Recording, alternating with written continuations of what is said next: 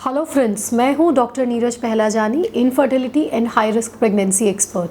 आज हम बात करेंगे गर्भावस्था में पैरों में या टांगों में सूजन क्यों आ जाती है, इससे कैसे आप बच सकते हैं, क्या इसके नुकसान होते हैं और कैसे इसका बचाव और इलाज आप कर सकते हैं।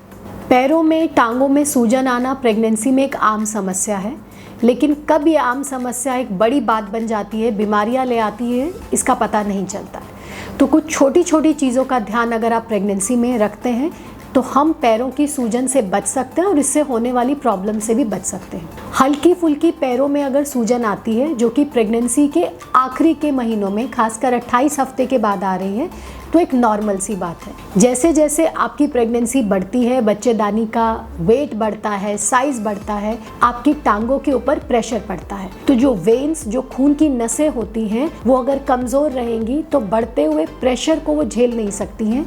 तो जो खून होता है वो टांगों से ऊपर हार्ट की तरफ, दिल की तरफ अच्छे से पंप नहीं हो पाता है, तो वहाँ पे उसका पानी जमना स्टार्ट हो जाता है। तो खासकर जब आप लंबे टाइम तक खड़े रहते हैं या बहुत लंबी दूरी तक चलते हैं तो आपके पैरों में या टांगों में सूजन आ जाती है, नॉर्मल सी बात है। लेकिन यही सूजन अगर रेस्ट करने के बाद चली जाती है तो इसमें कोई घबराने की बात नहीं है। तो टांगों में, पैरों में सूजन आना जो कि टेम्परेरी है, आपके डे टू डे एक्टिविटीज़ को ज़्यादा नेगेटिवली असर नहीं कर रही है, तो इसमें कोई घबराने की बात नहीं है। ये एक नॉर्मल सी बात है। लेकिन कभी कभी शरीर में कुछ कमियों की वजह से या प्रेगनेंसी रिलेटेड कुछ समस्याओं की वजह से भी सूजन आती है।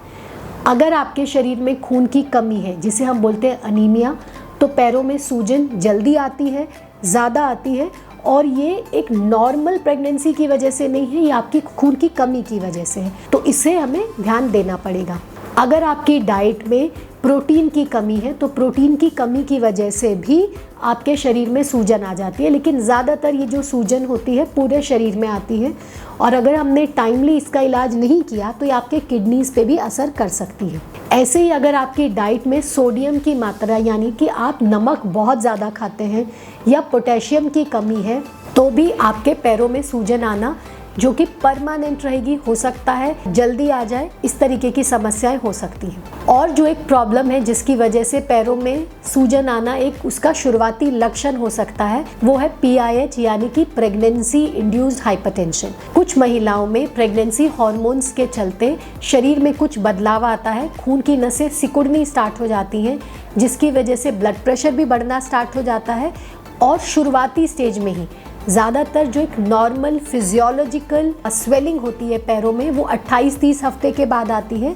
लेकिन ब्लड प्रेशर बढ़ने की वजह से जो स्वेलिंग होती है वो शुरुआत में ही आना स्टार्ट हो जाती है। तो 20-22 हफ्ते के आसपास में अगर आपके पैरों में स्वेलिंग आ रही है और आपको लगता है कि खून की भी कोई कमी नहीं है, आपकी डाइट में प्रोटीन, पोटेशियम की मात्रा भी ठीक है, आप कोई हाई सॉल्ट चीज़ नहीं ले रहे हैं, तो बहुत ज़रूरी हो जाता है कि आप अपने डॉक्टर से कंसल्ट करें, अपने बीपी को ट्रैक करें कि कहीं ये बीपी बढ़ने का लक्षण तो नहीं हो रखा है। तो ये सब वजह है पैरों में सूजन, टांगों में सूजन ला सकती है। अब इसे आप कैसे रोक सकते हैं? खासकर अगर आप वर्किंग लेडी हैं या घर पे ऐसा काम करती है जिसमें आपको लंबे समय तक खड़े रहना है या बहुत लंबी दूरी की वॉकिंग आपको करनी है, तो उस चीज़ को आप अवॉइड करेंगे, यानी कि बहुत लंबे टाइम तक खड़े नहीं रहना है, बीच बीच में आप ब्रेक लेंगे। जब आप बैठते हैं तो आपको अपनी टांगों को ऊंचाई पे रखना है, ताकि जो उसकी नसें हैं वो आराम से खाली हो सके, उसमें खून की पूलिंग नहीं हो, पानी एक्स्ट्रावसेट नहीं हो। आपको टांगों को क्रॉस करके नहीं बैठना है। क्रॉस लेग बैठने से भी जो वीनस पंपिंग होती है वो अच्छे से नहीं हो पाती है, स्वेलिंग हो सकती है। अगर आपको पहले से ही वेरिकोज वेन्स, यानी कि फूली हुई नसों की समस्या है, तो वो प्रेगनेंसी में और ज़्यादा बढ़ सकती है। तो ऐसे में आपको कंप्रेशन स्टॉकिंग्स, खासकर खड़े रहते टाइम या चलते टाइम, कंप्रेशन स्टॉकिंग्स, ये एक तरीके की जुराबे या सॉक्स होती हैं जो वेन्स के आसपास, खून की नसों के आसपास में कंप्रेशन बना करके रखती हैं, जिससे खून वहाँ जमा नहीं होता है और स्वेलिंग उस वजह से कम आती है। आपको थ्रू आउट प्रेगनेंसी ये ध्यान रखना है कि आपको ज़रूरत से ज़्यादा वेट गेन नहीं करना है और ना ही ज़रूरत से कम होना चाहिए, एप्रोप्रिएट वेट गेन होना चाहिए। आपकी डाइट में आयरन रिच खाने पीने की चीज़ें ज़्यादा होनी चाहिए, जैसे हरी सब्जियाँ, बीट, अनार, गाजर, मुनक्का, अंजीर, ये सबसे खून की कमी होने की संभावना आपके अंदर में कमी हो जाएगी, तो अनीमिया की वजह से पैरों की सूजन से हम बच सकते हैं। ऐसे ही आपकी डाइट प्रोटीन रिच होनी चाहिए। तो अगर आप वेजिटेरियन हैं तो अपने खाने में राजमा, चना, लोबिया, साबुत दालें, साबुत अनाज, इसका इस्तेमाल ज़्यादा करिए। मिल्क एंड मिल्क प्रोडक्ट्स अच्छे से लीजिए। अगर आप नॉन वेजिटेरियन हैं तो अंडा, चिकन या फ़िश का इस्तेमाल अच्छे से करिए ताकि शरीर में प्रोटीन की कमी नहीं हो। लो सॉल्ट डाइट लेना है। लो सॉल्ट डाइट का मतलब ये नहीं है कि आप खाने में नमक इस्तेमाल करना बंद कर दीजिए। एडिशनल सॉल्ट आपको डाइट में नहीं लेना है। जितना एक नॉर्मल खाने में आपका नमक डलता उतना आप लेंगे, लेकिन सलाद में नमक लेना, फ्रूट्स में नमक लेना, दही में नमक लेना या ऐसे चीज़ें जिसमें सोडियम की मात्रा ज़्यादा होती है जैसे अचार, चटनी, पापड़ या कोई मार्केट के नमकीन, चिप्स, ये आपको नहीं खाने हैं। इसकी वजह से भी आपका पैरों की स्वेलिंग बढ़ सकती है। पोटेशियम रिच डाइट लेना, पोटेशियम की कमी की वजह से भी पैरों में स्वेलिंग आ सकती है। तो पोटेशियम रिच फूड आइटम्स क्या होते हैं? बनाना आप ले सकते हैं, बीन्स खा सकते हैं, स्प्राउट्स ले सकते हैं। जितनी भी बीन्स फैमिली है, बरबट्टी, राजमा, इसका आप इस्तेमाल रेगुलरली करेंगे। दलिए का इस्तेमाल करिए। तो पोटेशियम टमाटर में भी बहुत अच्छा मिलता है, तो आप इसकी कमी को दूर कर सकते हैं।